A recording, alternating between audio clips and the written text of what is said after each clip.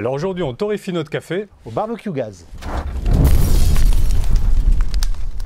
Qu'on soit bien clair dans cette vidéo, on ne se prend pas pour des torréfacteurs, loin de là, on a compris déjà la complexité du sujet. Pire que la vinification du vin. Nous, l'idée, c'est effectivement de voir si de manière assez simple, avec un barbecue gaz, on peut torréfier notre café. Et on va voir que c'est faisable très facilement finalement. Et on va voir comment, et on vous explique toute la procédure. On a passé 8 jours à ne parler, à ne penser que café. Alors pour faire ça, on va utiliser un barbecue gaz. Important, pas de charbon. Le charbon va dénaturer le goût du café. Surtout que si vous voulez torréfier votre café, il va falloir partir sur un peu du café d'exception. Je pense que c'est là où ça va être intéressant. Donc ne gâchez pas ce café d'exception avec du charbon ou avec du pellet. Toi qui t'es renseigné auprès de ton torréfacteur, les machines de torréfaction.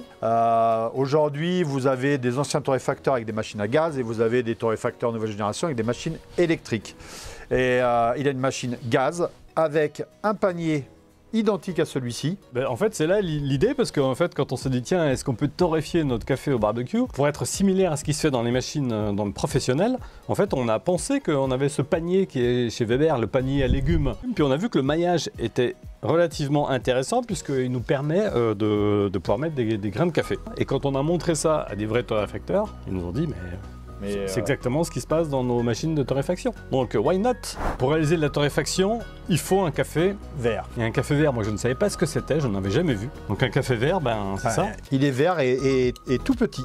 Alors c'est ça qui est étonnant, il est très dense. En poids, on le sent. Ouais, on le sent par rapport à du café donc torréfié qui est très léger du coup. Et on voit vraiment une différence. Hein. Donc vous allez perdre quelque chose.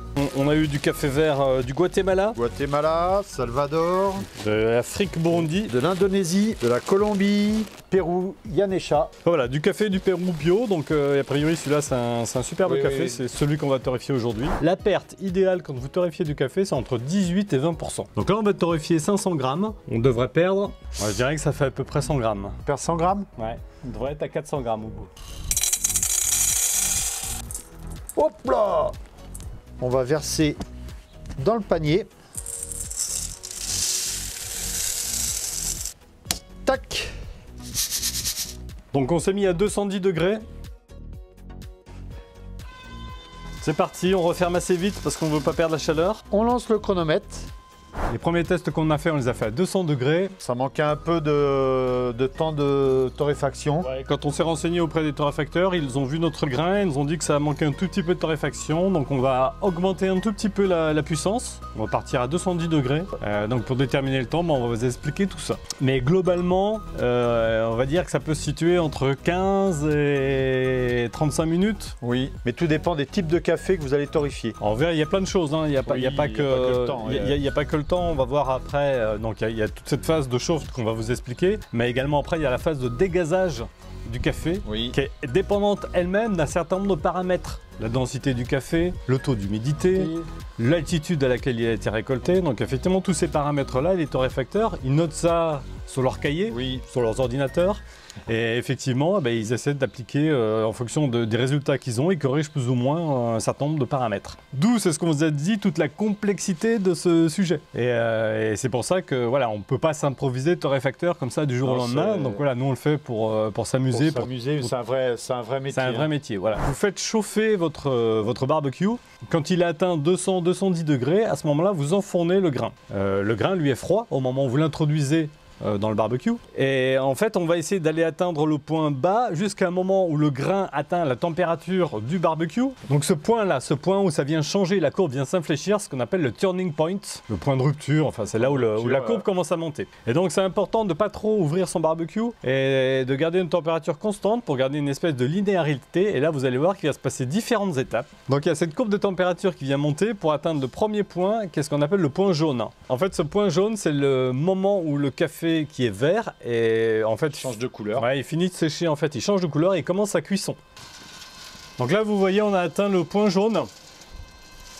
Ensuite, entre le moment où il devient jaune et la suite, C'est là où commence à cuire. Donc en fait c'est assez proche du barbecue dans le sens où on a ce qu'on appelle une réaction de Maillard. Exactement la même réaction. Même procédé. Donc cette réaction de Maillard qui vient colorer le grain. Alors on va voir qu'en plus, c'est à ce moment-là où il y a une petite pellicule qui s'enlève sur le café. Et alors cette pellicule, on vous cache pas que quand on a fait nos premiers essais, elle nous a un peu ennuyé parce que... On savait pas comment s'en débarrasser. Il y a une soufflerie intégrée à leur machine de torréfaction qui fait que cette pellicule, elle tombe dans le bas de la machine. C'est fait de façon mécanique. Alors que là, du coup, ils t'ont donné une petite astuce. Et une petite astuce.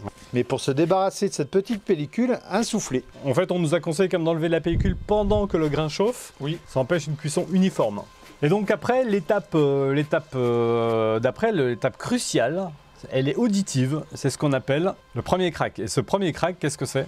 C'est le grain qui gonfle, qui s'écarte. C'est la libération de l'eau en fait. Et c'est là où effectivement déjà il va perdre un petit peu de poids et il va prendre du volume également. Parce qu'il va gonfler légèrement. Voilà.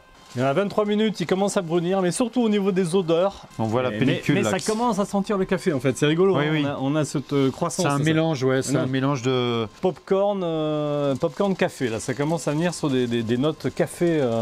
Et ensuite, il y a la phase de développement, en fait, c'est là où il développe tous ces arômes, cette phase de caramélisation en fait du grain. C'est la phase la plus complexe puisque c'est là où il va falloir arrêter au bon moment.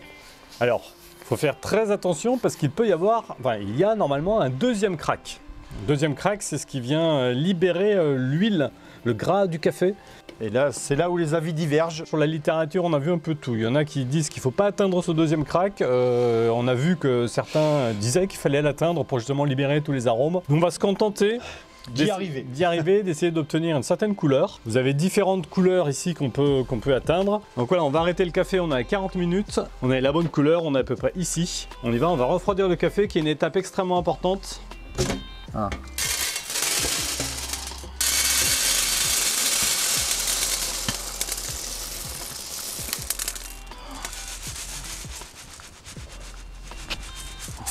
Donc bon, au niveau de la couleur, on est comme ça. Hein. Il faut très vite refroidir le café pour éviter qu'il continue sa cuisson.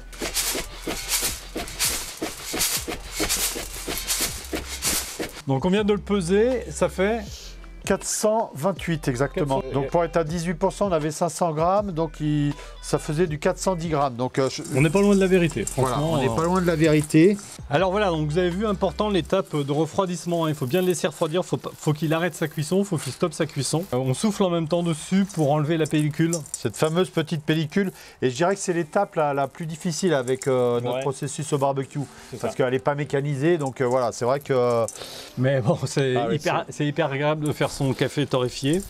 Ah, il y a une différence de poids. Ouais, c'est sensual un petit peu. Il n'est pas conseillé de directement de le consommer comme ça. Il faut ce qu'on appelle laisser dégazer parce qu'il contient encore du CO2. Donc cette étape de dégazage, là pareil, on s'est un petit peu renseigné et c'est très compliqué de savoir quel est le temps de dégazage. Honnêtement, pour avoir parcouru à peu près toute la littérature sur le sujet, ça va de 24 heures à 15 jours. Alors, nous, ce qu'on a fait, comme on s'est un peu entraîné toute la semaine, on en a fait il y a 4 jours. 4 jours. Qu'on a déjà mis dans nos machines. Et bien, ça va être la première fois qu'on le goûte. Donc là, on est hyper impatient de goûter ce café qu'on a torréfié il y a 4 jours. On y va, on s'en fait couler quand même. Écoute, joli créma des deux côtés. De toute façon, c'est le même café, donc pour le coup. Donc celui-là, c'était du Guatemala. Il est puissant. Il est très puissant. Une petite amertume, une légère amertume, mais qui finalement me gêne plus trop. Moi je trouve que c'est pas désagréable. Hein. Mais moi j'aime beaucoup, mais... c'est par rapport à toi ce que t'aimes, je sais pas comment tu trouves. Moi j'adore, mais c'est vrai que c'est le café de 14 h qui envoie un peu de steak là. Mais surtout qu'il est 16 h. Mais enfin, c'est quand même hyper agréable de se dire que c'est le café qu'on a torréfié quand même. Je trouve qu'il y a une petite satisfaction. Et donc l'idée, c'est de pouvoir peut-être aller plus loin, ne pas de s'arrêter au café, parce que la torréfaction, il y a d'autres choses. Il y a les fèves de cacao. De fèves de cacao. Donc les fèves de cacao, pareil, ça se torréfie. Donc on peut torréfier bien d'autres choses. Donc voilà. Et si vous avez aimé cette vidéo, n'hésitez pas, un petit pouce, un commentaire. Et abonnez-vous. Ça nous fera plaisir. Très plaisir. Très plaisir. Très plaisir. Entertainment. Du Point, c'est le café, le point vert? Non. Non. Le point... Alors, le point jaune? Tu n'as pas révisé tes leçons. Je vais te gronder. Je veux pas. J'ai pas appris. Le premier craquage. Le premier crack. Premier crack. Le premier craquage, c'est toi ça. Moi, je pense que ça prend une bonne couleur. On va, à mon sens, on va encore le laisser. J'en ai marre que tu apprennes pas tes leçons. Ah bon, on verra ça après.